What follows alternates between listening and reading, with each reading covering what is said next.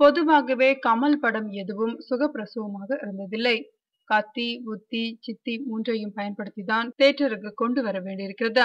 இந்த நிலையில் சமீபத்தில் கூடிய திரைப்பட விநியோகஸ்தர்கள் கூட்டமைப்பு ஜூலை 3ஆம் தேதி வரவிருக்கும் பாபநாசம் படத்தை வெளியிட தடை விதித்திருந்தது. இன்னும் அதிகாரப்பூர்வ அறிவிப்பு வரவில்லை என்றாலும் கூட்டத்தில் எடுக்கப்பட்ட இந்த முடிவால் திரையுலகத்தில் பரபரப்பு ஏற்பட்டுள்ளது. இப்படி ஒரு முடிவை அவர்கள் எடுக்க காரணம் வேறொன்றுமில்லை. உத்தம வில்லன் படம் வெளியான நேரத்தில் பைனான்ஸ் பிரச்சனை எழுந்ததல்லவா?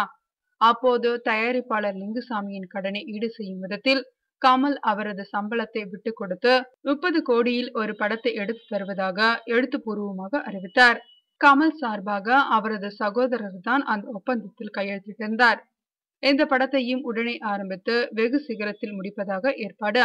ஆனால் உத்தம வில்லன் வெளியான பின்பு எல்லோருமே இந்த பிரச்சனையை மறந்துவிட்டார்கள்.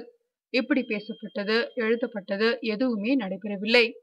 கமல் சொன்னபடி அந்த படம் துவங்கப்பட்டு விரைவில் முடிந்தால் உத்தம வில்லன் படத்தால் ஏற்பட்ட நஷ்டத்தை விநியோகஸ்தர்கள் ஈடு செய்ய முடியும்.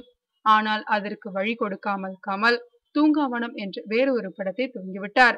இன்று நடந்த விநியோகஸ்தர்கள் கூட்டமைப்பு கூட்டத்தில் உடனடியாக ஒப்பந்தப்படி கமல் ஒரு படத்தை துவங்க வேண்டும் என்று வலியுறுத்தப்பட்டது. இல்லையெனில் கமலின் பாபநாசம் படத்திற்கு எந்த விநியோகஸ்தர்களும் திரையரங்கு உரிமையாளர்களும் ஒத்துழைப்பு தருவதில்லை என்று முடிவெடுக்கப்பட்டது. இந்த முடிவிற்கு கமல் தரப்பு என்ன ரியாக்ஷன் செய்ய போகிறதோ அது இனிமேல் தான் தெரிய வரும்.